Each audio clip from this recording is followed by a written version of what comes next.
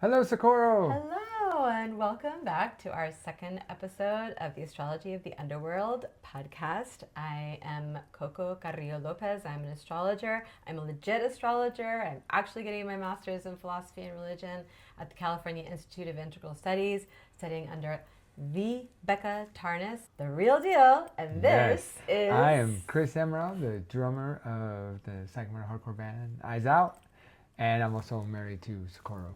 Yes, for sure. How's it going? I'm good. Nice to see you. I love it when you wear your hair down. Yes, the hair is down, the beard is gray. Yes, I'm feeling all the Venusian feelings. Venusian.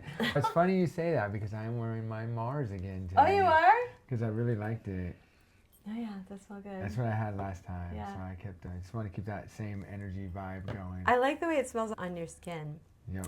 But anyway, we won't talk about that anymore. Yes, that's okay. We're gonna. So once again, welcome to Astrology of the Underworld, where we basically look at people that are just doing some shady shit and hurting others, and it's not necessarily violent stuff. It could be. Although we will be. We will be covering people covering some stuff, yeah. But overall, it's just in general, just people that just don't give two flying fucks. Yes, yeah. Of who they harm or what they do. And harm is open up for... Emotional, spiritual, mental, physical, financial. They just don't care who they hurt. Right, yeah, exactly. So today we're talking about Richard Sackler, and if you don't know who that is, he was one of the CEOs, owners of Purdue. He was the president of Purdue. He's one of the people who is responsible for would we say millions of deaths? No, I think in the United States they accounted maybe like 500,000. So hundreds of thousands of hundreds deaths. Of thousands. So he was responsible for the heading off the marketing of OxyContin. That's right. Saying that it wasn't addictive, and to the people that were addicted to it were the scum of the earth. That's right. It was their fault, not the drugs. But didn't he also do something with his uncle did something with the marketing, and then he took it to the next level? Right, yeah. And I can get into that real quick when I talk about him. So I'll go ahead and... Yeah, just tell him what it... Wait, but you gotta start by saying... Oh yeah, so fuck this guy. Of course, I always had to say fuck this guy. Richard Stephen Sackler was born March 10th, 1945, which that would make him a Aquarius. Oh. Pisces, the fish. It's okay. Gosh darn it. I was close. Yeah. Fish swim in the water. Yes. Okay. And he was born March 10th, 1945, went to med school, and basically as far as his career, Purdue Pharma was bought by the Sackler family in 1971. Now, there was three brothers, and Richard Sackler's dad was one of those three brothers that's been in advertisement with Purdue, or just prior to Purdue, there was one brother who revolutionized pharma marketing. What was his name? I think that was Raymond Sackler. Let's see, there's Arthur, and let's see. No, it was Arthur. It was Arthur, okay. So Arthur is known for revolutionizing marketing in the pharma industry. I think you said last time we have him to thank for the commercials that we see. Oh, over absolutely, and over again. Yeah.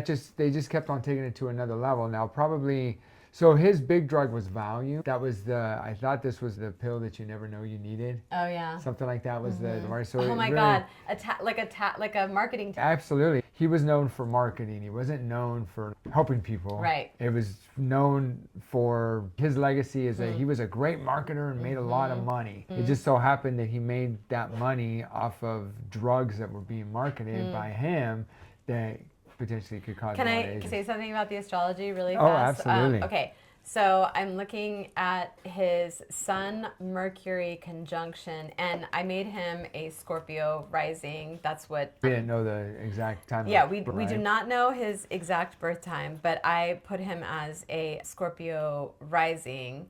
But if that were the case, then he has this Sun-Mercury conjunction in Pisces. So Sun is his identity, and then Mercury is communication in the 5th house of creativity. So he's very creative with the way with getting messages across. And it is directly opposing not directly, his sun is directly opposing his Jupiter in Virgo. Jupiter is expansion. So all of his creativity around getting some message across was expansive. And then he also has his moon and Mars are in a very loose conjunction in the fourth house, but like moon Mars again is like mom issues. Right, Also like moon or Mars with the moon, like not caring about harm to others. And not that's moon Mars for everyone. It's just that's the shadow aspect of a person like this. A person like this is what is manifesting. He doesn't care about human beings. And it's in the sign of Aquarius, which can be, as because I'm an Aquarius moon, sometimes cold and aloof. But this guy definitely seems my that Leo way. warmth and my Sagittarius warmth comes out more than that. No, anyway, no, I agree 100%. Anyway, Agree I don't know if 100%. any of that makes sense, but basically I'm just saying that he has mom issues. Oh, and then he also has a grand trine in his chart. Do you remember me telling you about the grand trines? Yes. That means that things came very easily to him and he could do whatever. He didn't have to do much to do this. Well, it's funny because I think that one of the reasons we're doing this podcast too is just to look for patterns or just similarities. Maybe that's better, similarities. And I know you mentioned in last week's podcast, that he had mommy issues as well.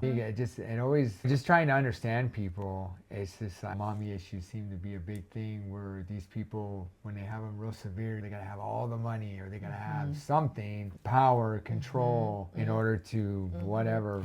Fill that void. I'm sorry, and I just realized something else too, because I haven't looked at this chart for a couple of weeks, and all of a sudden there are these things popping out at me right now. He also has Uranus and Gemini, and Uranus it's like revolutionizing or forward thinking, and so he did something new with communicating messages to the world because it's in Gemini, and Gemini is about communication. So he disrupted and created. Yeah, he revolutionized how you get message across to the public. And see how it's like trining his mommy issues right there? I see. It's making a trine to his moon Mars. Yeah, you're right, conjunction. right there, huh? Yes. So with this guy, Purdue started, I don't know, I think turn of the century, 20th century, and it wasn't bought by the Sackler family until the 50s, 53. And Richard Sackler joined the company in 71, and his big thing was he became head of research and development and head of marketing. Sackler was a key figure in the development of OxyContin. Let's talk about one quick thing too before you move forward. Also, what's really important to this family was legacy. Legacy they cared was so huge. much about like their name, and that's another interesting thing too. Sorry, if he is a Scorpio rising, then this Moon Mars conjunction in the fourth house would make sense because that's legacy. That's the house of your roots, and it's also dad. But and then also dad issues or possibly mom and dad issues. Gotcha. It looks like, but then it's also making a trine to Chiron conjunct Neptune in the 12th house. Chiron, the wounded healer, that has something to do with what they're doing because it has to do with what they are considering healing people, but it's conjunct Neptune, which confuses everything. So it's like not being honest, and it's directly opposing his sun Mercury conjunction. And then lastly, the craziest thing about his chart, and I don't mean to get excited, but this is just like really interesting. His Venus is completely unaspected. It's just hanging out by itself with nothing aspecting it whatsoever in Aries. And so it's like he doesn't have the ability to be relational. Or it's like his superpower in a way, like it suits him when he wants it to, but it's not like something that he's not a relational human being, and you could see that. You could see it, yeah. You could see it in the interviews, or in his testimony or deposition. He was able to convince through marketing that opioids were not addictive and that oxycodone, or his product OxyContin, was not addictive. And that was a lie. And that was a complete lie. And people took the bait. And the way that he did it was he used some, what was it, like a letter to an editor as... Oh, so yeah, there was always this misconception that there was some study that said that opioids weren't addictive, and everybody kept on quoting this study, and what it ended up being was someone actually did the research to actually look at what's this study. It ended up being a letter written to one of the major medical journals saying that maybe potentially there could be addictive issues with opioids. It just needs to be further studied. We don't know. And it was like a very old letter, and that's what they just went on, and nobody checked it. And well, someone eventually did check it. I think they just started seeing that, but everybody bought this lie. Medical professionals did. And I think, and we've talked about this, I think it's hard to have compassion being a medical professional when someone says, I didn't know, the drug manufacturer told me this. And I think part of that is that working in healthcare, you're supposed to always listen to the doctor's the higher authority. He's the one that gives you the advice you're supposed to follow. I don't know how many times if we're talking to a physician, he doesn't want to change the prescription. I'm the doctor here. And then when they turn around and then all of a sudden they're supposed to be all knowing, and then they play that there's some victim and that they were told this lie and they believed it, it's not their fault, and then they wonder, wait a minute, we're supposed to be trusting you. Aren't you doing your due diligence? Right. It's just really, it was actually like the way that they did it was awful. They hired all of these really what would be considered attractive by men like that at the time. These tall, long hair, blonde women with high heels. Those would be the drug reps that would go into the physician's office. I remember back in the day, I used to have clients that they were drug reps and they were gorgeous and they were like sweet, and you would buy anything from them. And these are the women that were going into these offices and they were giving them like plushy stuffed toys, and which I also think is really strange. Like anything that has to do with these like adult substances or like substances like opioids, like why would you attach like a cartoon character to it? It's almost like putting unconscious things in the minds of children, like that this is okay. It was like a pill with like little pheno arms. It was like Oxycontin 80. Yeah, that's what I'm talking about. Yeah. It's just so weird. Yeah. So these were the tactics that they were using when they were going into doctors' offices. And not only that, but I think some of the doctors were getting addicted, weren't they? Yep. I think there's been a few doctors. There's 2 shows, Dope Sick, that was, I think like maybe AMC, but I think we saw it on Hulu. We were watching it earlier, And then the other one is Painkiller, which I believe is on Netflix, which Painkiller has the dude from Ferris Bueller's Day Off is playing Richard Sackler. But they do a pretty good job on showing just what effects it had in communities and how much it just blew up. And there were some communities hit harder than others. And this grand trine that he has, sorry for interrupting, but this grand trine that he has, I just realized is all in air signs, and so that has to do with like communication. So he's getting this message out to the doctors, which is in turn being given to the patients, and then the patients, like just some really sad stories, like the one that we were watching on of that young woman who hurt her back in a mine in a small town, and it was really bad, and then her doctor prescribed this to her because he trusted the pharmaceutical companies, trusted that what they were saying, because you work in drugs. Yes, yeah, exactly. And how many there are and how many new ones are coming out. And how can a doctor even keep up with something like that? So you would trust the pharmaceutical companies, right? You're absolutely right. It just depends on how busy it depends on the person. I mean, some people, I see that a lot where people are food and sped stuff and they just say, yeah, okay, that's the way. They don't do any of their own research. And there's a lot of information out there. There's a lot of conflicting information. So I don't know any part of time, when did people trust pharmaceutical companies? If you look through the years, OxyContin wasn't the first rodeo. There's been a lot of other drugs through the years.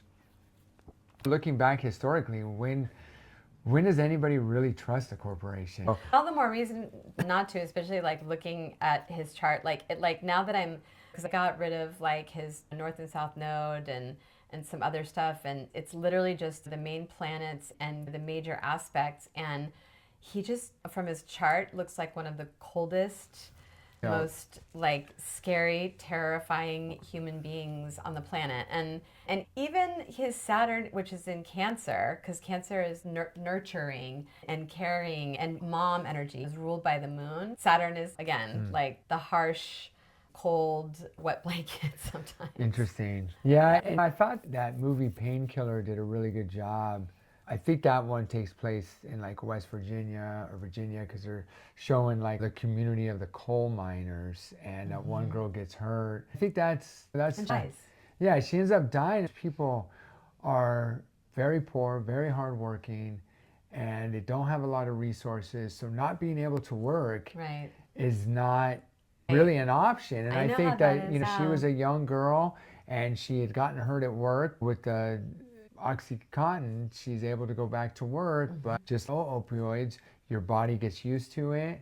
You build up a tolerance just like it would be alcohol or other things, so you need more of it. And then when you can just never get off it, once you get Right. off it, you're going to have to go through withdrawal and therapy and stuff like Oof, that. excruciating. Yeah, it's horrible. And then that's why some people either overdosed or ended up killing themselves other ways because it just had a stranglehold on them. And that's why I find it very interesting how he knows he was wrong, but he was able to just sell the it's not addicting. Before Richard Sackler was even born, I think people understood opioids. Heroin's been used forever, and the addictive properties of that. And Yeah. to say that there's no way that this was going to happen. And I think that also I think there was some, if I'm saying this right, but some racism, some class levels in that, saying that, hey, the only people that are addicted to opioids are people that are trash.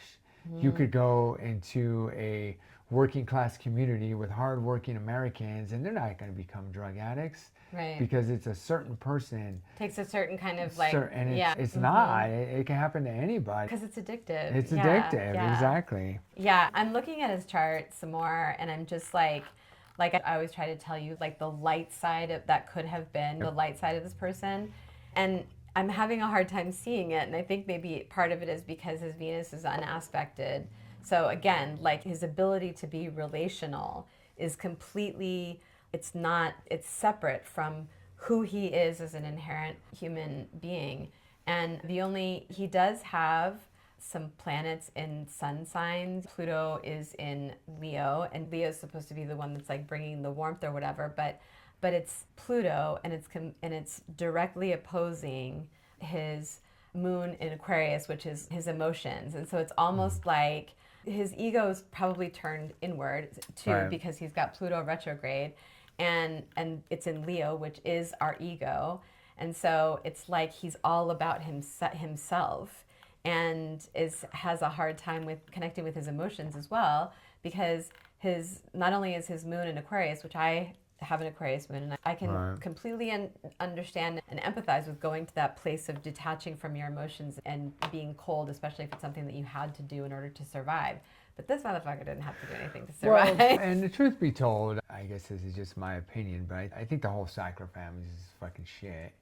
The reason for that is because after all this, or the reason I think that is because after all this stuff started coming out, and it was not looking good for Purdue or the Sackler family, but they're just fine. The older generation was so concerned about their name, their legacy, because you had all of a sudden all these things that they donated to certain libraries, all kinds of different things. They had the Sackler Family Philanthropy Organization, or everybody, Metropolitan Museum of Art, Yale University, National Gallery in London, all these places had their name, and they all started removing it because they're like, we don't want any part of this family anymore. And it seemed like the older generation, the uncles and stuff, were just so upset that the name was tainted, but I didn't really see a lot of empathy that who gives a fuck about our name killed 500,000 people. Right. The world is a worser place because of us. Right. It's more about me, and I want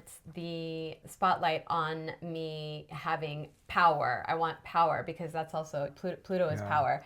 And then another thing that I realized here is his Uranus and Gemini in the 8th house of other people's money and other people's resources, directly making a trine to his moon down here in Aquarius that has to do with, again, his legacy. And his Mars, also in the 4th house, is his drive to try to do what he can to maintain the legacy. Although in the end, I don't really think he gave a shit about their legacy. I think he just cared about the money. Yeah. Oh, I agree 100%. I think he cared about the money, and I think he cared about his ego, meaning that he wanted to be, he was a medical doctor, wanted to transform society, and with this pill, and he That's what wanted he to be was known for that. saying. Yeah, that's what he's saying. But I think that I think that he liked. I think he also Oh, yeah. liked all the, oh my God, you saved the world. Or that's what he wanted. But he wasn't like, but he was, I don't know how he thought he was going to be able to get away with it, honestly. Sorry, really fast. Sure. Speaking about the ego, that is what was last week's guy's undoing, his ego. And so that might have been Sackler's undoing as well, not thinking things through. Because if you notice the people that, you know, we're looking at today, you know, in January 2026, because of all of the craziness happening in our government, they're not very smart. Yeah, and I think too, he also, I think there were some issues with his uncles, because he had one uncle that was like famous, probably amongst rich people, doing the marketing and within that industry. And so I think he felt like he had to make a name for himself. And when things were going good, the uncles and all the families, oh my God, Richard Sackler is just a fucking genius. Yeah. And as soon as shit goes bad, everyone's, you're a fucking idiot. You just made a very good point. So he doesn't really care about how he looks in front of the public. He cares about how he looks to his family. That's all like he cared that, about. He wanted to be someone within that structure.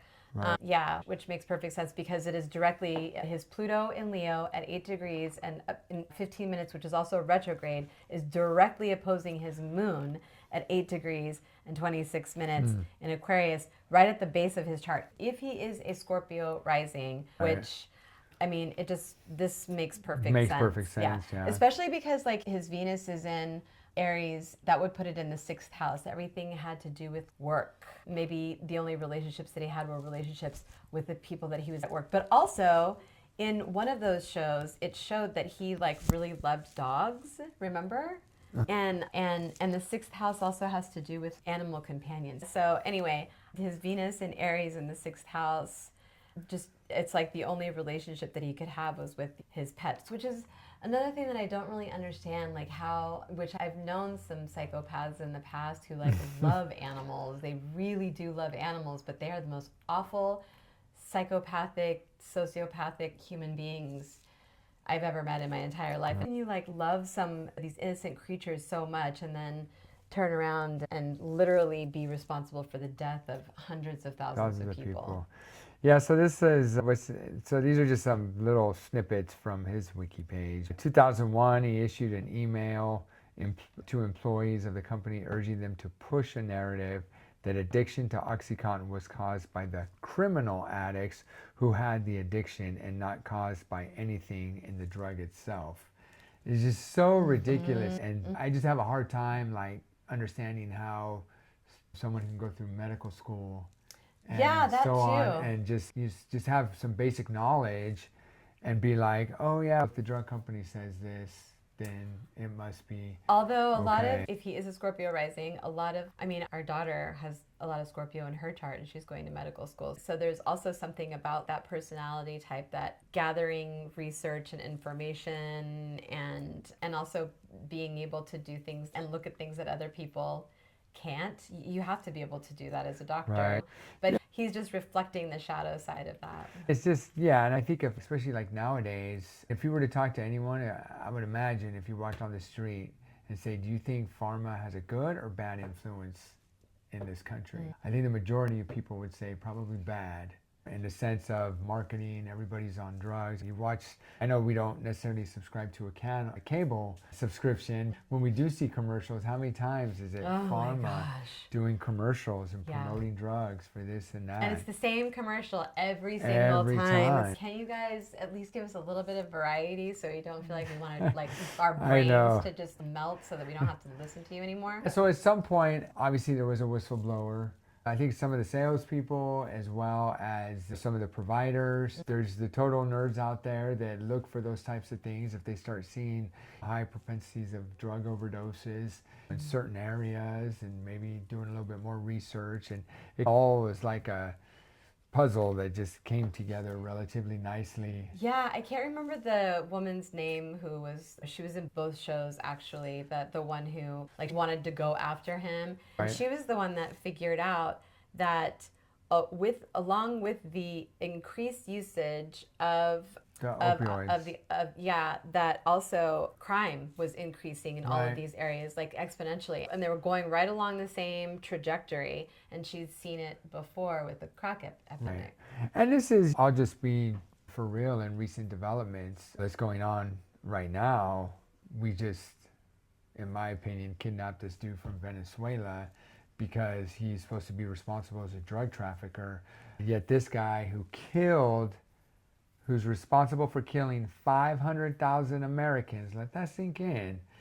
This guy was responsible for killing 500,000 Americans, and he lives in a mansion in Texas and still has a lot of money. And we're going after some other foreign guy. We're being lied to by everybody. Yeah, but it's just, I just hope, I know people were incorporating astrology and other things, but it's like, that is something that really just blows me away, that these people can get away. And that goes to the point, like, how do people just not give a fuck? Unaspected Venus in his chart, that's why he doesn't give a fuck. But also, again, I just keep looking back at this Pluto in Leo. That is like big time power. I want all of the power. And he wants to appear, if he is a Scorpio rising, which I'm pretty sure he is, he wants to appear to everybody else like he has all the power. And then his Jupiter in the 11th house in Virgo is also just interesting to me because he expanded his marketing and communication out into the world. And he is a sneaky motherfucker about it too. So all this stuff it says here that this was, so in 2019, New York Times confirmed that Sackler told company officials in 2008, measure our performance by RXs, by strength, giving higher measures to higher strengths. So basically, if you sold the higher strengths, you would get a bigger bonus, as opposed if you were the lower strengths to like therapeutic. Yeah. That's why all these, it makes sense, right? You're pushing a drug, so you make sure that the people are pushing it, are making a shitload of money, because they may have a vested interest to continue to do that as well. But at some point, I think that's what happens. You had some of these drug representatives that go into the physicians' offices. They're not dumb people. No, and they started putting it together. And thank God that there's someone who didn't think it was right. Who had a conscience. That's why, not to sidetrack, but when we always talk about back in the day, it was okay to do this because that's how society was. But I always counter that with, but someone thought it was not good. And that's why we're not doing that anymore. And so I think in this, fortunately, there were some people that were like, okay, enough of this. And whistleblowers. And so that what was proven is that the company itself was pushing to not say, let's treat our patients with what they need. Let's base it on medical necessity, what they need. No, it was like, no, you need to get them more addicted. You need to get them on the higher strengths, because at the higher strengths, we make more money. Yeah. For sure. He was revolutionizing.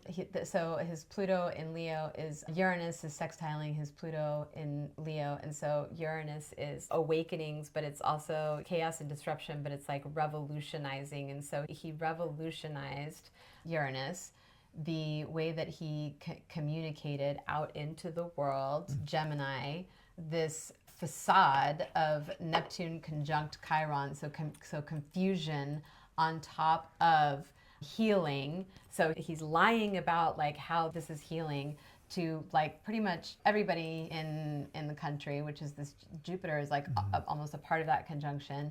And it's all because of his mommy issues and legacy, and also his inability to be relational whatsoever. And he's a sneaky motherfucker with the Sun Mercury conjunction in Pisces. And just to, I know we're somewhat focused just on Richard Sackler, but just to show like how big of an issue this was, another drug manufacturer, J&J, who doesn't really do opioids, but they had to pay up to $5 million over 9 years billion, because there was so much OxyContin being produced. Purdue only had access to so many poppy fields. And so J&J had the infrastructure to grow. God. I don't think I've ever told you this before. Wow. But, so they were running out of oh my God. So what happened was J&J had been the primary defendant in thousands of lawsuits alleging that its marketing and supply chain practices fueled the U.S. opioid epidemic. As of 2026, they resolved those issues. But they paid $5 billion over 9 years. And tribal settlements, because just like anything else, it's marginalized communities get hit the hardest. They just want to kill us all. And that's the best They want to take all of our resources and kill us. Yeah, they've tried so many times, and those communities still thrive. It's tough for them, but they're survivors, man. Yeah. So I was just really insane how big of an issue this was. And I think that's why they say literally that dude is responsible for 500,000 deaths. Ew, he's so gross looking. Ugh. Yeah. So after all of this, and I refer to, after talking about the dude from Venezuela being the way that's being sold, and you got this guy who's definitely responsible for American deaths. His net worth, because the way they set up corporations and when they sue, so on and so forth, his net worth is still $1 billion. He lives in a suburb of Austin, Texas, and he's sold off a bunch of properties, including his $8.5 million estate in Beverly. $18.5 million estate in Beverly Hills. Yeah, so it's, and I know there was a case that the Sackler family was trying to work in their favor, where once this case was settled, they couldn't get sued ever again. And I think it went as high as the Supreme Court, and the Supreme Court said no. Good. So there can still be potential. Wow, they did something right at the Supreme Court. Right? And that's the thing that's interesting, is that when I want to say it's in Painkiller where you really find out that they had 2 investigations. They had this first one, and it was looking really good. And then I think it was during George W. Bush's, when he was president, he knew someone in the Sackler family, and they were able to get some kind of deal where they just paid a fee, or paid a penalty, but then those lawsuits came up again. I think that's what in the movie Painkiller, how that coming to fruition, the second big law, and then from there that opened up the doors. That's interesting too, because this Chiron and Neptune conjunction is in Libra, so there was some legal things around his not being honest about this drug that he is selling to everybody. Right. Yeah, it's very interesting. I'm thinking about his Jupiter and Virgo. That makes perfect sense too, because he's just not really smart, but maybe he is smart. He has to be smart. He went to med school, but just really sneaky, but in a very meticulous way. Right. For sure. He could have been a legacy student too. A legacy student? Oh, yeah. Oh, that's true. Yeah. How are they going to say no to him? What do you want to say about this guy? Fuck this guy. I find it disgusting. Because we trust doctors. There are many situations that are vulnerable, but there are situations that are more vulnerable than others. Right. And I think one of the most vulnerable position anybody can be when you're sick is when you're sick and you're seeing a doctor. Right. And you're looking at that doctor, hey, you're my healer. You're the one that's going to make me be able to continue. Yeah, so his Sun and Mercury in Pisces of all things. So Pisces are the ones that are supposed to be spiritual and compassionate and caring. And it was like a facade. And it feels to me almost like he actually believed it himself. I think it's the dark side of healing, is that maybe the dark side of healing is making tremendous amounts of profit off of that. You know what I'm saying? But he didn't heal anybody. He didn't heal anybody. There was no healing. Healing means you survive. But I'm talking about the dark side. What's the dark side of that? Is selling snake oil, telling somebody, oh, this is going to make you better, when it's actually not. So I was saying, people are taking advantage. And they felt good at first. Yeah, they felt good at first. Yeah. Well, who doesn't feel good when they're high? Anyway, I don't know what you're talking about. Right. Okay, so fuck this guy. Yeah, fuck this guy. Yeah. And we got another person next week. He's so creepy. Yeah, he's a creepy guy. I'll just let everybody know who it is. His Oh. name is, don't you think? Oh, sure. Okay. Sure. It's Robert Handy Freegard. Robert Hendy Freegard. Freegard. What was the movie? It was called Puppet Master. Puppet Master. You're going to have to hear about what he did next week. Yes, absolutely. So we will see you next week.